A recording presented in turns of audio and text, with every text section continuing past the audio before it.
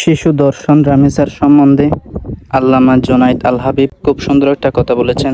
ভিডিওটা আপনারা দেখেন। মিরপুরের রামিসার ধর্ষক এবং হত্যাকারীকে গ্রেফতার করা হয়েছে, ভালো ব্যাপার। তবে তাকে অফলাইনে নয়, তাকে অনলাইনে এনে একটা শাস্তি দেওয়া হোক। আপনারা কারা কারা একমত অবশ্যই মন্তব্যের ঘরে জানাবেন, কারণ আমরা ইতিপূর্বে অনেক ধর্ষক দেখেছি তাকে গ্রেফতার করা হয়েছে।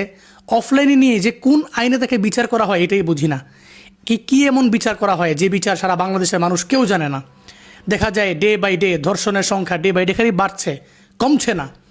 বরং আমি মনে করি এই ধর্ষণের সংখ্যা কমাতে হলে একমাত্র প্রয়োজন একটা বিচার অনলাইনে হওয়া, জনসম্মুখে হওয়া, যে বিচারটা সারা বাংলাদেশের মানুষ দেখবে।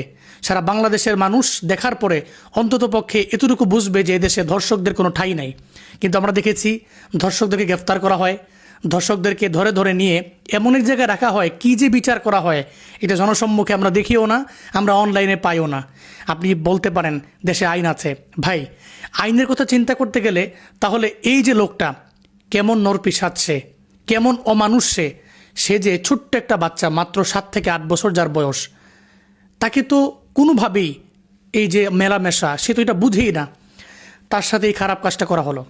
তারপর তাকে হত্যা করা হলো, মেরে ফেলা হলো। এটা কোন আইনে আছে? সে যেটা করেছে কোন আইন মেনে সে এটা করেছে এটা বলেন তো।